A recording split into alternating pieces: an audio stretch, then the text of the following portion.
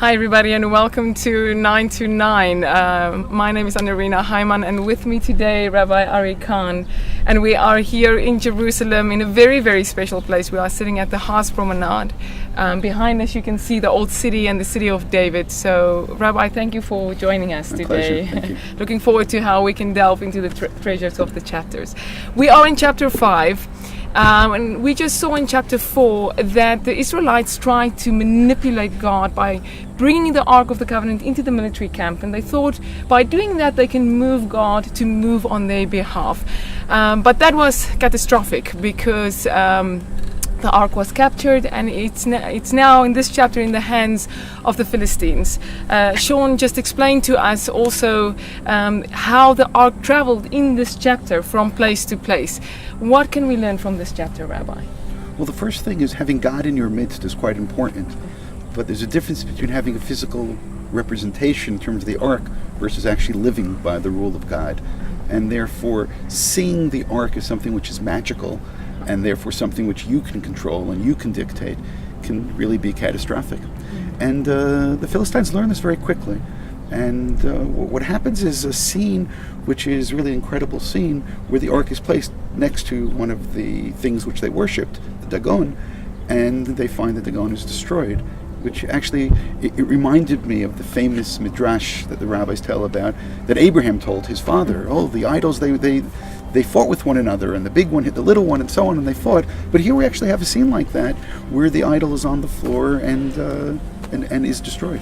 So we can actually see that we can learn, the Midrashim takes from what we learn from the Tanakh itself. There is definitely a connection there. Yeah, as far as actually taking is interesting, I'd rather note the parallel and Correct. more than anything else.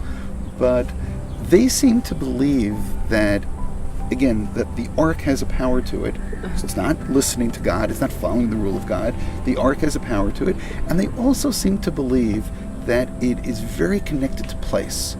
That the actual place that it happens, one of the things that when we spoke before you noted is the threshold. That it's right there on the threshold, and that's really quite interesting. And then they say, oh, they wouldn't walk on that place again. I just want to mention to the viewers, if you go into the chapter, you will see that they placed it they placed the idol, the Ark next to the idol, and then twice it fell over. The second time it completely broke, and the limbs, the arms, fell on the threshold, right. And this is where they then connected that as now being holy. Yeah. And these people, for the most part, were sea-goers, as it were, and this Dagon is connected to dag, fish. Yeah. And here you had a fish with arms, somehow, and legs, which seems to be a combination between a fish and people. I mean, you would call it a mermaid, perhaps. And this thing is dead. This thing is on the floor and all broken, and therefore the legs and arms are lost, and therefore it loses this human side, it loses its power, loses its arms, and therefore for them this is something which is devastating. And that's what these cities that we're about to learn about are all, for the most part, are someplace near the sea. And what happens is that then they take the Ark and they bring it to the next place. Now, if they would have thought that that would have a catastrophic result, it's very hard for me to believe that they would have brought it to their next city, which Correct. they're connected to, which is why the threshold is important, because a threshold is a place between two places. I mean, it's a border. It's a border. In modern anthropology, they speak about liminal experience.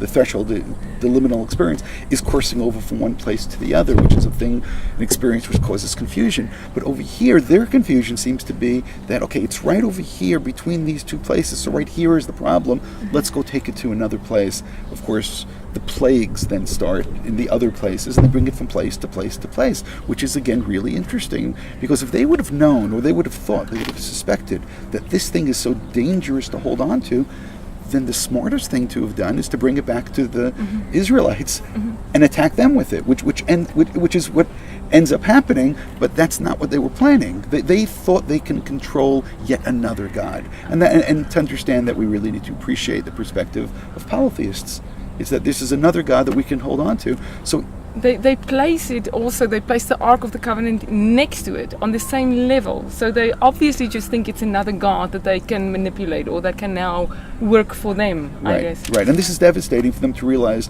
that what they had believed had power and actually is on the floor and broken. And therefore they thought, okay, maybe right here he was victorious.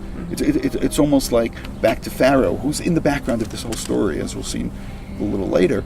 But it's as if, okay, maybe Pharaoh sees himself as the person who controls the Nile, so on the water I have control. They as well seem to think, okay, maybe there's something suspicious about this town, so let's now just move over to the next town. So we see now that it moves from town to town. And Rabbi, I see from, they moved it then to Gat and then to Ekron. And like you say, they try to figure out to place it in the correct place to see if it works from different places. What happens? Well, what ends up happening is we don't know. And when I say we don't know, is this fear, there's havoc. We don't know about death. They speak about death in a strange way, but we're not sure yet as we end this chapter.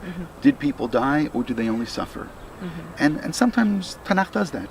It leaves us in one place with part of the information, which actually encourages us to move on to read the next chapter.